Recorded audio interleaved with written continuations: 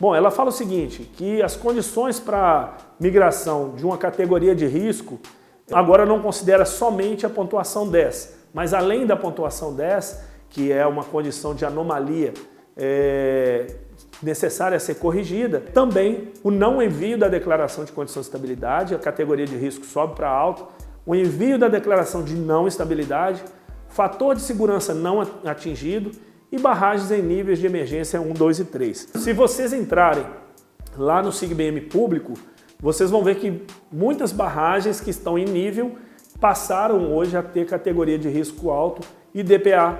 Obviamente, a grande maioria tem DPA alto. Então, essas são as novidades em relação à categoria de risco. Nós temos aqui também os prazos e os cronogramas vinculados aos novos mapas de inundação.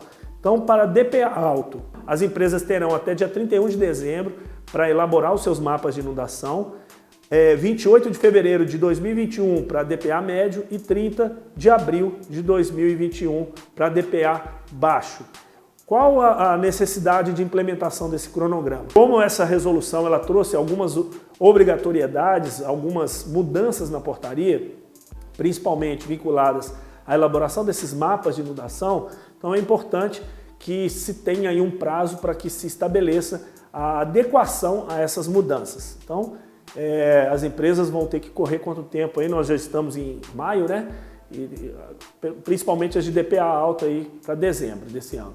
Bom, deve ser detalhado e deve explicitar as AS e as ESS, né? Os tempos de viagem de pico, os locais críticos e de possíveis impactos ambientais. O que mudou foi isso aqui, ó, foi um modelo unidimensional que saiu do estudo, obrigatoriamente tem que ser minimamente modelos em 2D, né? E contemplar aí as possíveis mudanças no comportamento da onda. Ele deve contemplar, dentre outras informações, aqui são aspectos mínimos a serem respeitados, mas a caracterização geotécnica, físico-química, mineralógica, parâmetros geotécnicos, enfim, várias informações que estão vinculadas ao cálculo da condição do barramento. A classificação do rejeito, a BNT 10.004, ela classifica rejeitos como inerte, não inerte, perigoso, então tem que ter essa classificação. Uma batimetria atualizada. Aí eu falei aqui da batimetria na confecção dos mapas de inundação para os recursos hídricos a jusante. Agora não, ela obriga também uma batimetria do seu reservatório para diferenciar, olha, qual é a porcentagem de água, qual é a porcentagem de sólidos, né, no caso rejeitos ou sedimentos. Bom, devem ser elaborados considerando aí a base topográfica, né, em escala apropriada. Já tem uma instrução específica sobre as técnicas de cartografia a serem utilizadas, né? Então, depois vocês podem entrar nessas instruções específicas. A identificação e manutenção atualizada das informações a jusante, lá nessa resolução não traz a periodicidade, mas fala que tem que ser atualizada. Então, como eu disse, se eu fosse um responsável, um gestor, eu avaliaria o meu último simulado, o meu último censo e verificaria, olha, o que houve de problema, o que foi as minhas dificuldades. Por isso que é importante ter essa interação de outras instituições. Infraestruturas de modalidades, tais como ferrovias, estradas, têm que ser levadas em considerações. Equipamentos urbanos, né? Tem que ser também considerados aí escolas, hospitais, infraestruturas de interesse cultural, artísticos, sítios arqueológicos e espeleológicos, unidades de conservação, existências de comunidade e estações de captação d'água de abastecimento urbano.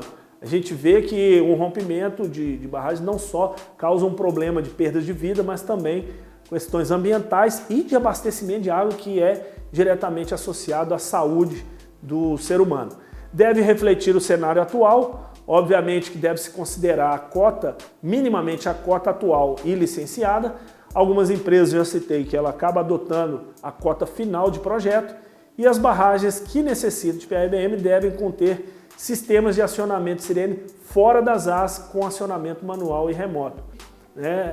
Existe aí um grande desafio desse acionamento automatizado dessas sirenes em caso de rompimento abrupto, e isso é um desafio tecnológico e um desafio para os fornecedores, não só de sirene, mas também os fornecedores de equipamentos de monitoramento.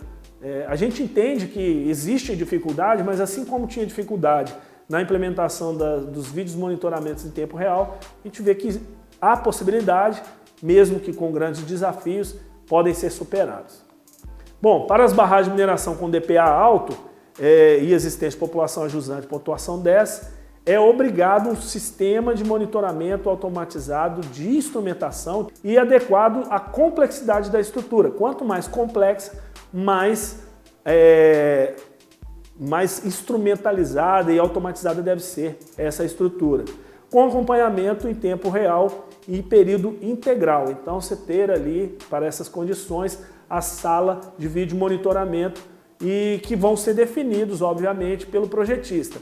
O projetista que vai falar, ó, eu quero um piezômetro elétrico, eu quero radar, eu quero estação robótica, enfim, é ele que vai definir, porque é ele que projetou a barragem.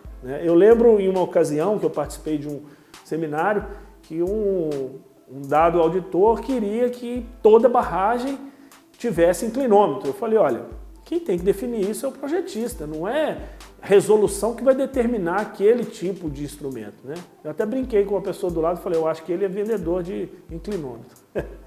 Bom, barragens construídas antes da 12334 sem as-built, isso já está estabelecido, tem que ter o as-is e o prazo hoje estabelecido após a publicação da 70389 é de 3 anos. Então nós temos aí até junho agora desse ano para que essas barragens tenham o projeto as-is, porque 2017 para 2020 a portaria entrou em vigor em junho de 2017, então agora em junho completa os 3 anos. Obrigatoriedade de elaboração para revisão periódica, que falou sobre a necessidade de fazer a revisão periódica, aqui no caso a retirada do alteamento para montante e ali manter aquela estrutura. Então eu concluí uma mudança estrutural, então eu tenho ali uma mudança, há necessidade, e o reaproveitamento de rejeitos, a retirada de rejeitos e sedimentos, empilhamentos de rejeitos desaguados, tem que ser feito esses estudos,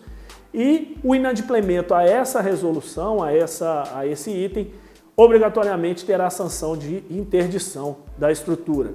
A DCE, eu citei mais cedo um pouco, que ela deve ser assinada pelo responsável técnico e o ciente do empreendedor deve ser uma pessoa física brasileira ou com naturalização brasileira de maior autoridade na hierarquia da empresa. Então, empresas multinacionais que o gestor que assinava era o cara lá do Canadá, lá dos Estados Unidos, da Alemanha, tem que ter o responsável aqui, o gestor no Brasil, pessoa física ou naturalizada brasileira, para a execução desse ciente. O preenchimento incorreto do SIGBM causará e acarretará em sanções não só autos de infração, mas também autos de interdição. Houve a adição de alguns itens no anexo 2 referentes ao volume 3 do PSB, que é a necessidade de análise de estabilidade de barragens de mineração, a qual concluirá pela DCE, fazendo uso das boas práticas de engenharia, considerando não só a resolução 13, mas também a norma brasileira, a BNT 13028. Então, por que faz alusão à resolução 13 e a 13028? Porque a resolução 13 ela traz alguns fatores de segurança para a condição de pico, pós-pico, Então, hoje tem essa necessidade aí. Além dos estudos sísmicos para barragens, tendo aí como base a 13028. O ciente do empreendedor ou responsável legal, a gente já falou sobre essa obrigatoriedade que tem que ser brasileiro ou naturalizado brasileiro.